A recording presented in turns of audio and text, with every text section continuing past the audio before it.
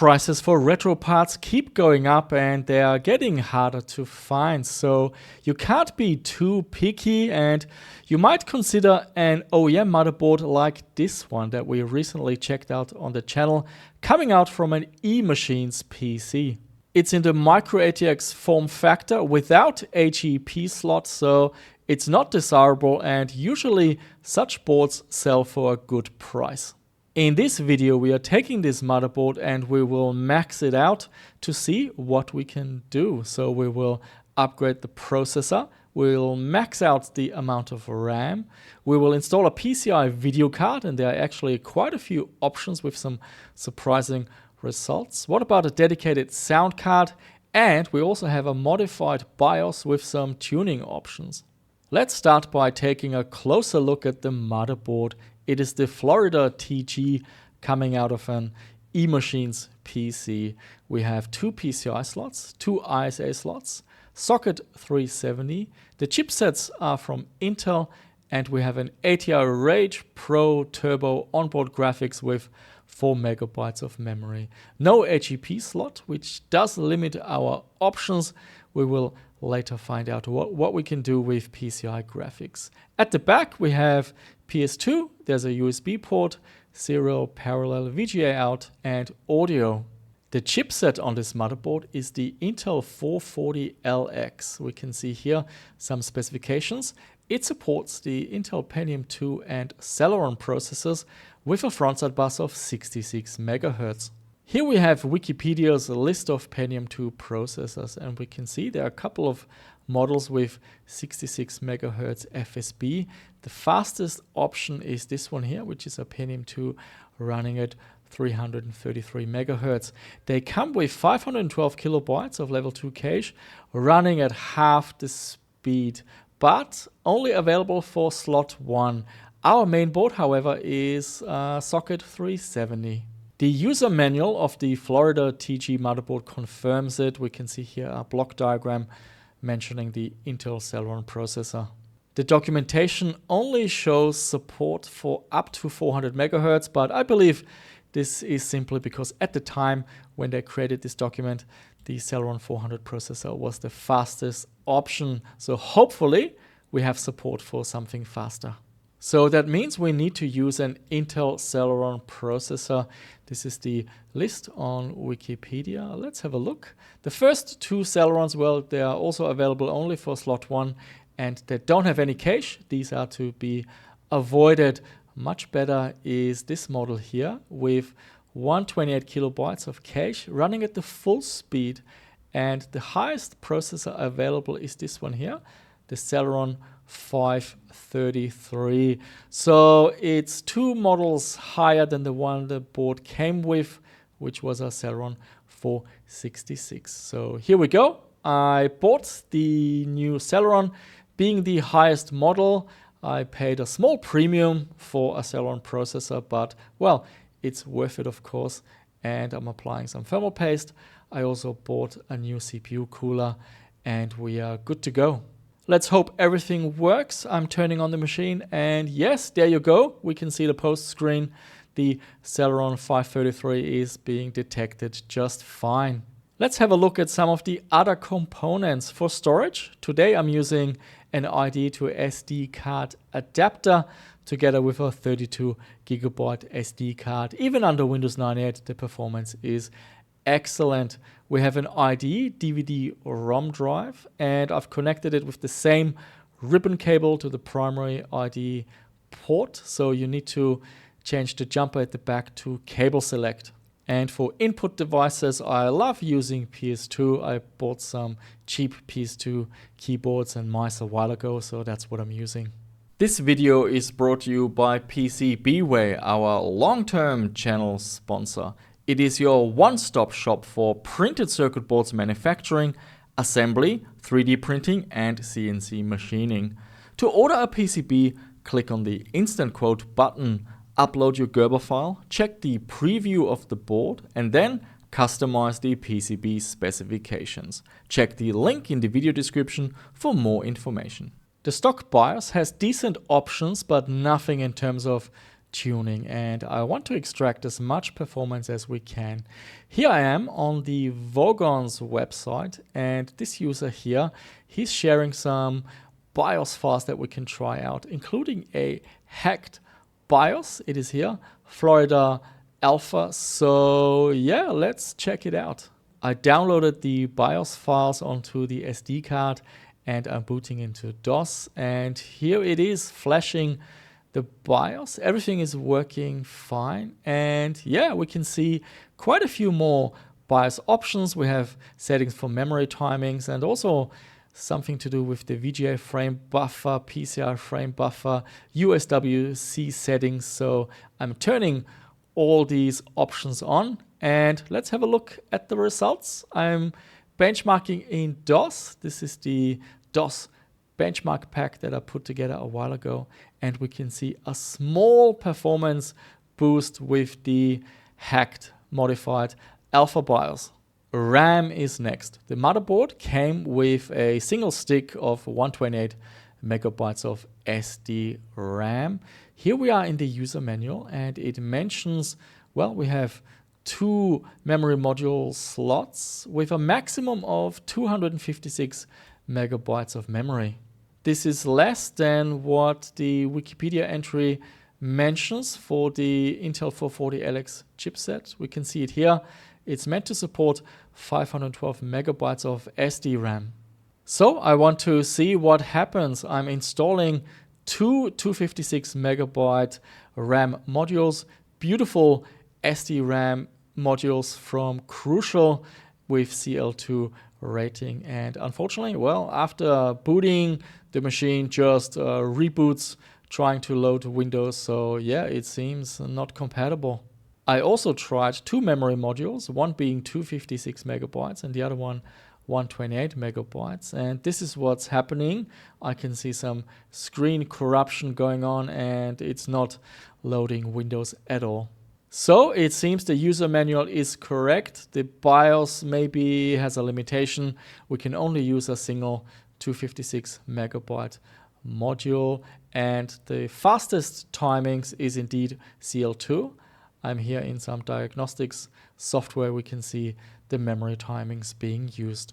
Next up is the graphics card. So we do have onboard graphics. It's an ATI Rage Pro Turbo connected with AGP2X, and the core is clocked at 75 megahertz, and it has 4 megabytes of SG-RAM running at 50 megahertz. I have an assortment of PCI graphics cards that are tested for this video. The first one that I wanted to try out is the PCI version of the ATI Rage XL with 8 megabytes of VRAM. Here the core runs at 84 megahertz. We have 8 megabytes of SD-RAM running at 63 megahertz. So this one is clocked faster than the onboard graphics, but it is connected through PCI instead of AGP. Let's compare what the performance is like in DOS. I used FastVid to extract the highest performance, and we can see it's a bit of a mixed bag. In some benchmarks, the Rage XL PCI is faster, but in other benchmarks, the Rage Pro Turbo with AGP ends up winning. Very interesting, at 640 by 480, the onboard graphics is faster in both benchmarks. And here we have results under Windows. We're using the exact same driver to make things fair. And again, we can see the Rage Pro Turbo being faster. This is because it's using AGP. So here, the Rage XL, despite having more memory, despite being clocked faster on the core and on the memory, it is not as fast. It's not losing out by too much, but it is something we can measure.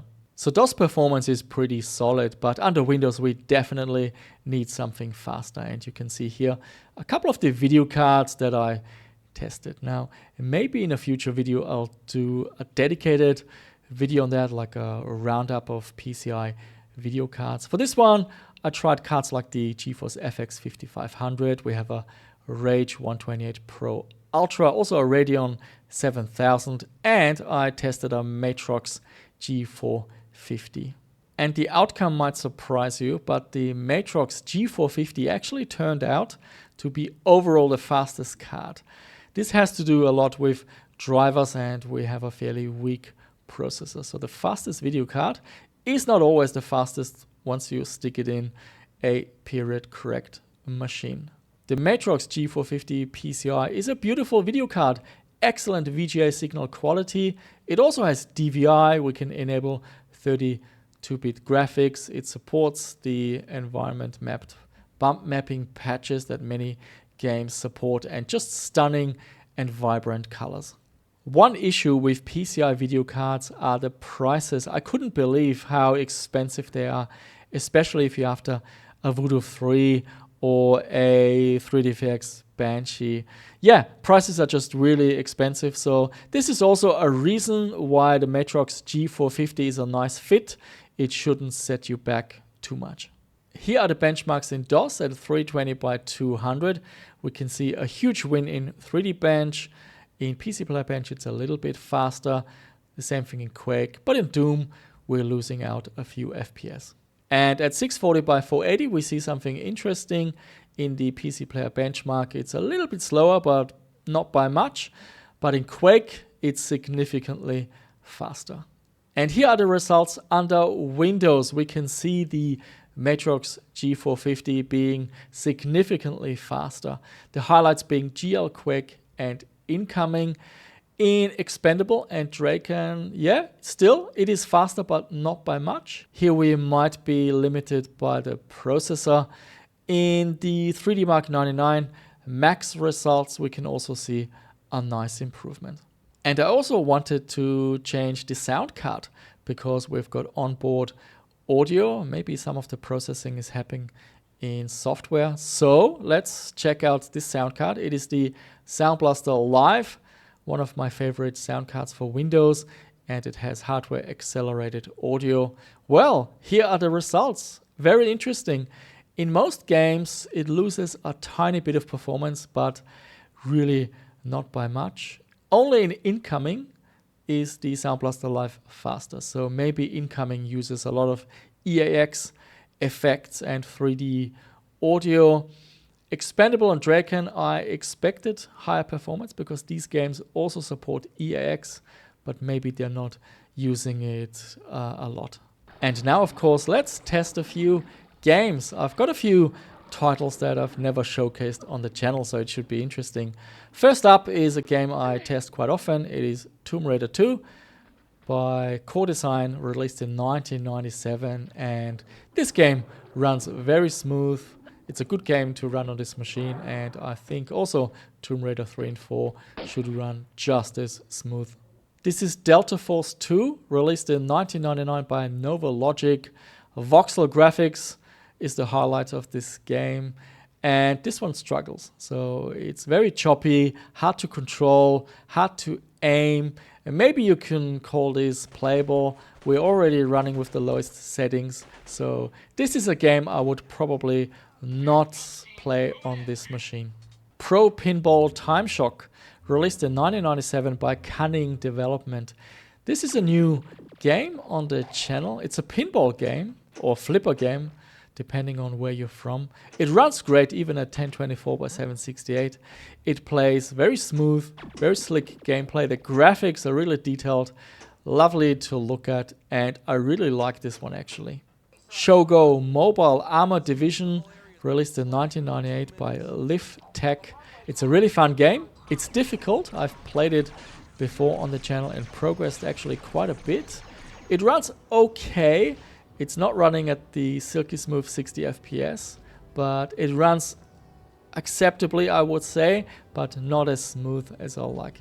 Indiana Jones and the Infernal Machine, released in 1999 by LucasArts. This is my first time playing this one. And to be honest, it feels like a Tomb Raider clone. The controls are very similar, but it's not nearly as smooth. The controls are really clunky. I really didn't enjoy this one too much. Maybe it gets better as you progress. Let me know if you have something to share here. Star Wars Rogue Squadron 3D, released in 1998 by Factor 5. So that's got German origins. So this game is not by LucasArts, which is interesting. Factor 5, they are behind classics on the Commodore 64 like Catechis and Turrican. Well, this one runs great. I really like this one. It's easy to get into. The controls are fairly straightforward. It's not a complex game. Good graphics. I like the cutscenes, so this seems like a great fun game. Here we have Power Slide, released in 1998 by Ratbag. Now when I heard Ratbag, I immediately thought of Australia, and yes, it is indeed an Australian development studio. It's a racing game, nice graphics, very smooth. I'm not sure there's much depth to this one. I only played a little bit, but yeah, a racing game that runs really smooth on this one. And here we have Interstate 76, released in 1997 by nothing other than Activision. How interesting. Now the graphics, they do look a bit dated for my taste. So this seems to be one of the very early Direct 3D games. I feel this game is a little bit deeper. There's a training to get you used to the controls. Again, I didn't play it too much. So this is definitely a game where I would study the user manual properly, learn all the controls. And it has a huge following online. So it's a real classic and definitely one of those games I do want to check out in more detail down the track. And as always, if there is a game you see on the screen and you have something passionate to share, please do so. Leave a comment down below. So we maxed out this OEM motherboard that came out of an eMachines PC. And to me, this is a project that really resonates with me. Yes, of course, it's nice to have the latest and greatest, the fastest parts, but with prices keep going up, well, it's harder than it's ever been. And if you're on a budget, then don't overlook OEM mainboards. You can always improve the situation. So we maxed out the processor with a Celeron 533. The RAM topped out at 256 megabytes. The graphics cards, there are quite a few options, and surprisingly, the Matrox G450 PCI really did well. It was the fastest in most benchmarks, and it also has stunning graphics and good compatibility. With the sound card, well, the Sound Blaster Live a little bit slower in some of the titles, but then also it will sound nicer and have proper EAX support, so I still think this is a worthy upgrade. The main challenge of this machine is finding an affordable PCI video card. So this will likely be a make or break. It might be cheaper to actually ditch the project and go for a new motherboard with HEP because the video cards are just so much cheaper. I had a look online and trying to find a Voodoo 3 or Voodoo Banshee, even a Riva TNT2 for PCI, the prices are just out of control. In terms of performance, fully maxed out. In DOS, the performance is outstanding, so we can play most DOS games. Even games at high resolutions are no problem for this machine. Games like System Shock, Wing Commander 4, and many others.